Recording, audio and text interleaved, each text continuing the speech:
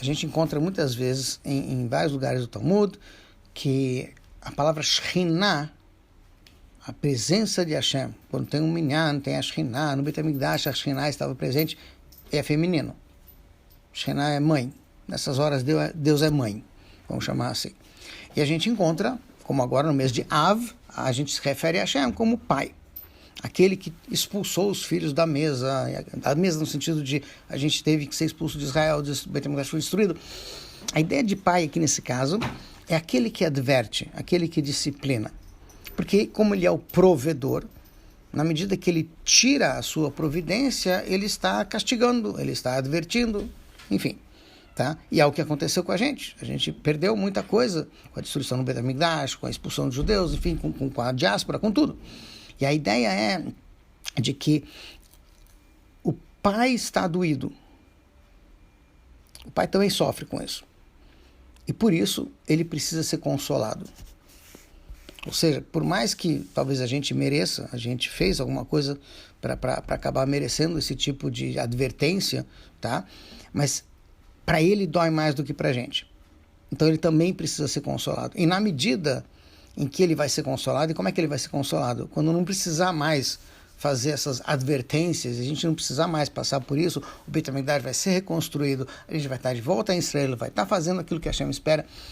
Aí Hashem vai estar consolado, nós vamos estar consolados e Hashem também vai estar consolado. Que essa é a ideia de Menachem Av. Inclusive, esse é um dos motivos pelo qual um dos nomes, ou o nome, a gente comentou, creio da última vez, um dos nomes de Mashiach é Menachem, porque significa aquele que vai consolar a todos. Vai trazer o consolo para todo mundo, que finalmente... Tá. Deus nos livre, quando alguém está de luto por um pai ou uma mãe que faleceu, o maior consolo que pode ter é trazer os pais de volta. Mais do que isso, realmente, o resto é uma tentativa de consolo. Sim? E aqui no caso a gente está dizendo o seguinte, sim, Hashem traz o Beit HaMikdash de volta, traz Mashiach, porque esse vai ser o maior consolo. Esse é um consolo total, final, pleno para aquilo que está faltando agora. Então essa é a ideia de que nesse mês a gente tem uma oportunidade de ter esse consolo, se Deus quiser. E por isso que, por um lado, o dia de Shavuot é um dia pesado, por outro lado, a gente diz que nesse dia vai ser Yom Tov. Esse dia vai se transformar num dia de festa. Vai ser uma alegria maior até do que muitas festas que a gente já tem. Porque uma vez que ele veio dessa tristeza, o consolo, o preenchimento do vazio, do buraco que ficou, vai ser um motivo de maior alegria ainda do que era antes. E eu quero só ilustrar isso com uma pequena historinha. O Rebbe anterior, quando ele tinha um pouco antes de 9 anos de idade, o pai dele disse para ele manter um diário. Aos 9 anos. Tudo que ele ouvia, escreve. Então ele participava de um Fabrengen, ouvia histórias, ouvia ideias, tudo ele escrevia, tudo. E ele fez isso até o fim da vida, praticamente. Então a gente tem uma quantidade enorme de anotações do Rebbe sobre histórias que vão séculos para trás. Ele ouvia histórias da avó dele, que ouviu do avô dela, enfim, e ele tinha tudo isso registrado. Nesses livros, tem 2 volumes chamados Memórias do Rebbe Anterior. Tem até em português. E lá tem uma historinha. A história fala de um Melamed, de um professor que dava aula no Heider, chamado Reb Nissan, que era muito querido pelos alunos dele. Ele era uma pessoa muito rigorosa, muito dura, no bom sentido, mas muito carinhosa também.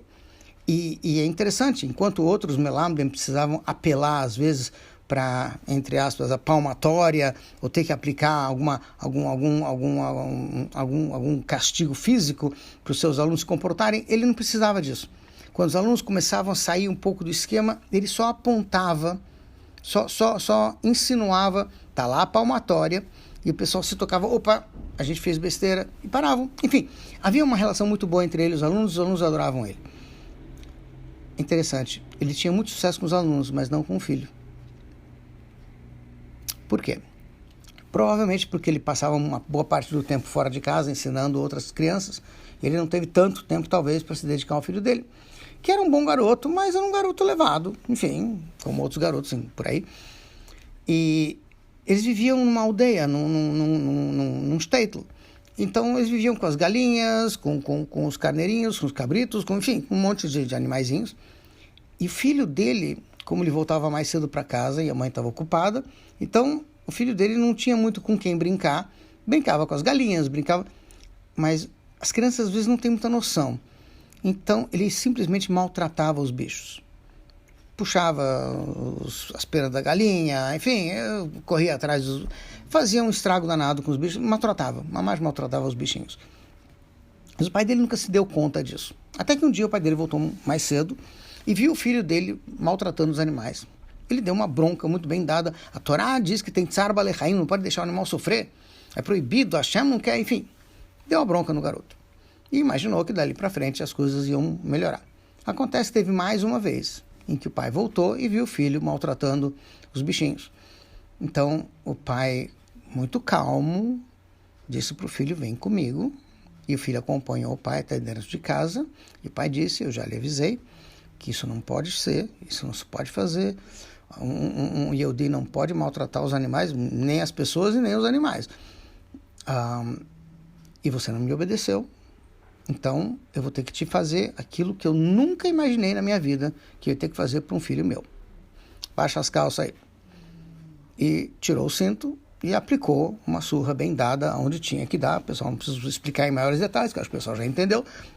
E doeu, óbvio que doeu, o garoto chorou, tá? Não foi muito simpático. E o pai liberou o garoto, ele foi para o quarto chorar. E o garoto, depois de um tempo, entendeu que ele realmente fez besteira.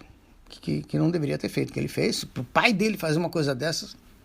Mas daqui a pouco o garoto está ouvindo um som estranho vindo do quarto do pai. E ele, devagarzinho, na ponta dos pés, vai lá, abre a porta devagarzinho para o pai não ver. E ele encontra o pai dele chorando. Doeu mais para o pai ter que bater no filho do que doeu no próprio filho. Que essa ideia de Menachem Av está doendo para Hashem que a gente está no galuto. Dói mais para ele até do que para a gente até que acostumou já com isso. A gente acha que é normal. Tá? Então, por isso que a gente pede a Hashem que você possa se consolar e a gente vai sair desse galuto, vai ter o Beit HaMikdash, vai ter um Shabat muito caprichado, vai ter um Rosh Chodesh caprichado e se Deus quiser a gente vai ter logo com o Mashiach, em Yerushalayim, o terceiro Beit HaMikdash, Mirá B'Yameinu, Amém. Muito abrahá para todo mundo, tudo de bom para vocês. Tudo de bom, Shabbat Shalom, Chodesh Tov, Shabbat Shalom, Shabbat Shalom.